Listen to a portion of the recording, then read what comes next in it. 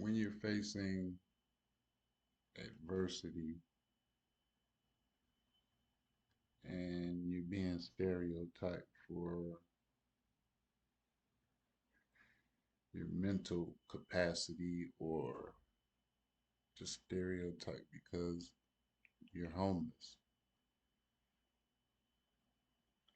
I remind myself that I'm doing this for myself and my family and all the homeless individuals here in Albuquerque.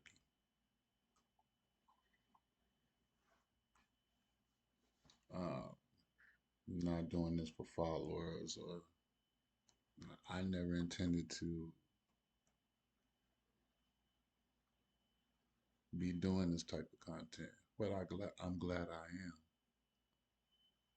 Like I said, I'm bringing value to those who are homeless and unhoused and those who are housed, but they don't understand the policies and procedures in their programs. They don't have an understanding of tenant based rental agreements. Um, they may not understand several nuances that they should. They may not have proper documents that have or should have been given to them by staff and administrators. Today, I want to start out with a video from, no, today I want to go back into a story. I had an issue with a company called Sunland Realty back in 2013. And at that time, I was dealing with the Shelter Plus program, which was in San Rafael County, which is now, after doing some research, called supportive housing. The program at Albuquerque as well is called supportive housing. So I guess they're both one and the same now. But this is a company that we're doing bad things. And I reported this company um, to the federal government in a fair housing complaint, along with the Shelter Plus program of Sandoval County. Um, so I'm just showing you this, and I will be showing you other documents that um, prove that I'm an authority on talking about these issues. And this is Sunland Realty right here in the Better Business Bureau. It says, believe to be out of business. And I know why you're out of business. That's certainly for sure. I had my hand all in that. But I want to take you to this video here. It's a home monitoring webinar series, tenant-based rental agreement. And I wanted you to listen to this gentleman speak.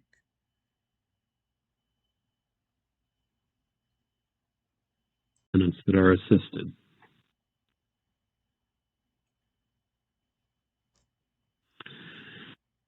There's also the property standards requirement. As most of you know, in the home program, one of our cornerstones issue is that households need to be in decent, safe, sanitary, accessible, and affordable housing when they are assisted. And property standards do apply to TBRA.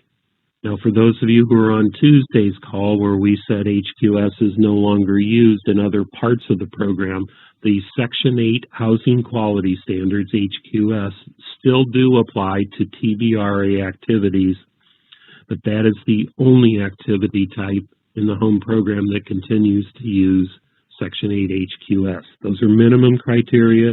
You can have higher standards that you apply to your program.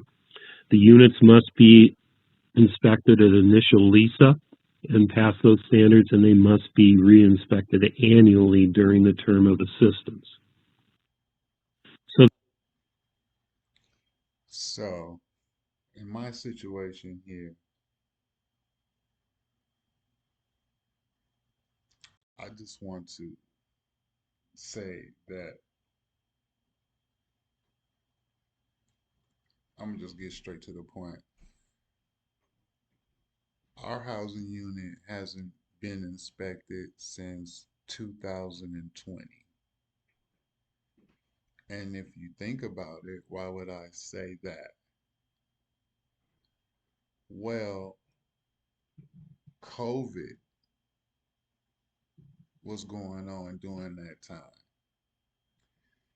And I have documentation that I will show in another video, um, chronologically prove that my unit hasn't been inspected in 3 years. But in 2020, Steve Ross, which was the executive director, sent out a letter, Supportive Housing Coalition of New Mexico and COVID-19. To our valued participants, we would like to take a moment to pause and remind you of our mission to end homelessness for good. In this time of uncertainty, one thing can ensure is CAC's full dedication to our mission. We are committed to maintaining services for you. Please see the information below for temporary changes to our office operations. In 2020, there were changes to the office operations, and counselors were not making home visits in this program. They were definitely not making home visits, and that was all across the boards in the United States. And when did COVID end? When did COVID end? COVID ended May 11th, 2023. I was up for lease renewal in June, June of 2023, after COVID was over. And I still didn't have the mandatory cornerstone for the TBRA property standards. The unit must be inspected annually, and upon renewal, it must be inspected. Annual housing inspections conducted and documented.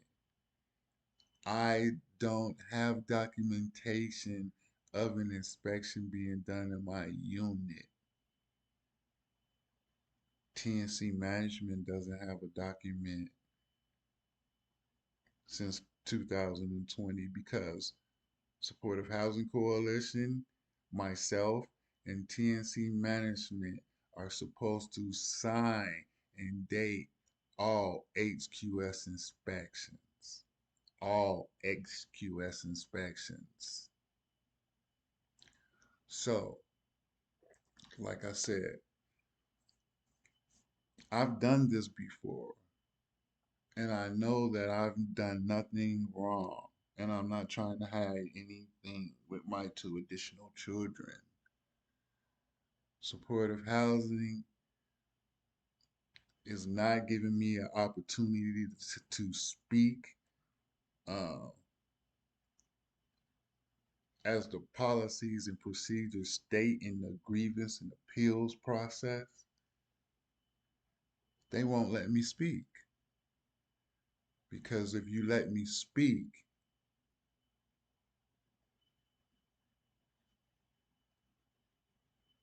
then my family and I can move forward. And so can other thousands of homeless people in Albuquerque can move forward. And the participants in the supportive housing program in Bernalillo, Sandoval County, or any county that supportive housing exists in New Mexico. Thank you for listening. This is the Homeschool Dad.